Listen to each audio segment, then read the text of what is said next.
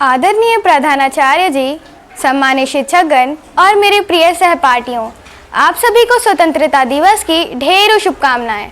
मैं आयशा रहमान, कक्षा 9वीं की छात्रा, आज किसी इतिहास के पन्ने को दोहराने नहीं बल्कि उस आज़ादी का एहसास कराने आई हूँ जो हमें हवा की तरह मुफ्त मिली है, पर जिसकी कीमत लाखों चिरागों ने बुझ कर चुकाई है।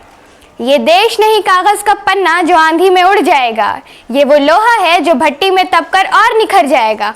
और तुम हमारी खामोशी को कमज़ोरी मत समझना है ज़माने, जिस दिन हटेगा सब्र तबाही का मंजर नज़र आएगा। लोग कहते हैं कि 15 अगस्त 1947 को हमारा भारत आज़ाद हुआ था, मगर मैं ये मानती हूँ कि उस दिन सिर्फ देश आज़ाद नहीं हुआ बल्कि हर हिंदुस्तानी के सपने को एक नया पंख मिला। आज जब हम इस तिरंगे को लहराता हुआ देखते हैं तो यह सिर्फ एक कपड़ा नहीं बल्कि हमारे लोकतंत्र सेनानियों के बलिदानों का प्रतीक नजर आता है। कक्षा 9वीं की छात्रा होने के नाते आज मेरी और हम सभी युवाओं की सिर्फ इस दिन को मनाने की जिम्मेदारी नहीं बल्कि अपनी आज़ादी को सही मायने में आगे ले जाने की है। आज मैं आपके सामने सिर्फ स्वतंत्रता दिवस की बधाई देने नहीं आई हूँ बल्कि एक सवाल करने आई हूँ, क्या वाकई हम आज़ादी की कीमत को समझते हैं? हम अक्सर 1947 के इतिहास को इतिहासों के पन्नों में बंद कर देते हैं, मगर सच तो ये है कि आज़ादी सिर्फ एक दिन की घटना नहीं बल्कि हर दिन जिया जाने वाला एक एहसास है। अलग है रंग, अलग है भाषाएं, पर दिल में एक ही जज्बा रहता है। अलग है रंग, अलग है भाषाएं, पर दिल में एक ही जज्बा रहता है। कश्मीर से कन्याकुमारी तक हर रंग में तिरंगा बहता है और हमारे बढ़ते कदमों को अब कोई दीवार भी रोक नहीं पाएगी। ये नए दौर की भारत है, इसकी गूंज अब पूरी दुनिया में जाएगी। जब भगत सिंह, राजगुरु और सुखदेव हंसते हंसते फांसी पर चढ़ गए थे तो उनके दिमाग में सिर्फ एक ही बात थी, एक ऐसा भारत जहां मेरी और आपकी पीढ़ी बिना किसी डर और भय के अपने सपनों को पूरा कर सके। आज मैं आपके सामने सिर्फ इसकी बधाई देने नहीं आई हूँ या वो बातें बताने नहीं आई हूँ जो आप हर किसी के भाषण में सुनते हैं। आज मैं कुछ अलग कहना चाहती हूँ।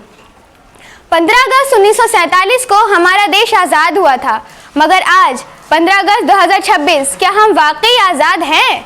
हमें एक आज नई आज़ादी की ज़रूरत है।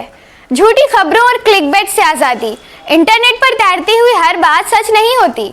बिना सोचे समझे किसी भी मैसेज को फॉरवर्ड कर देना ही हमारे सबसे बड़ी देशभक्ति होती है। डिप्रेशन, गलत प्रतियोगिता और कमतर की सोच से आगे निकलना। कक्षा 9वीं में आने के बाद हम पर दूसरों से ज़्यादा नंबर लाने का और दूसरों से आगे बढ़ने का दबाव बढ़ जाता है, मगर सच तो ये है कि जब हम खुद को कमतर की सोच से और डिप्रेशन से बाहर निकालेंगे तब वो हमारी असली देशभक्ति कहलाएगी।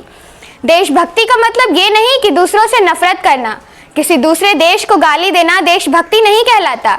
जब आप कक्षा में बिना नकल किए बैठते हैं वो देशभक्ति है। जब आप कक्षा में लड़कियों का सम्मान करते हैं वो देशभक्ति है। जब आप अपने कमज़ोर सहपाठियों का अपने कक्षा में मजाक नहीं बनाते वो देशभक्ति है। और तब आप अपने देश को आज़ाद और सुरक्षित बनाने में प्रतियोगित होते हैं। हमारे पूर्वजों ने हमें एक आज़ाद देश दिया तो है, मगर अब ये हमारी जिम्मेदारी है कि हम अपने देश को सोचता हुआ और समझदार देश में परिवर्तित करें। सदियों की गुलामी से निकलकर हमने ये आज़ाद सांस पाई है। चलो आज फिर से याद करें वो कुर्बानी जो हमारे वीरों ने चुकाई है। ये सिर्फ एक तारीख नहीं, ये तो हमारी शान की कहानी है। हिंदुस्तान कल भी सबसे आगे था और आज भी दुनिया इसकी दीवानी है। और इसी के साथ मैं अपनी वाणी को विराम करती हूँ। धन्यवाद।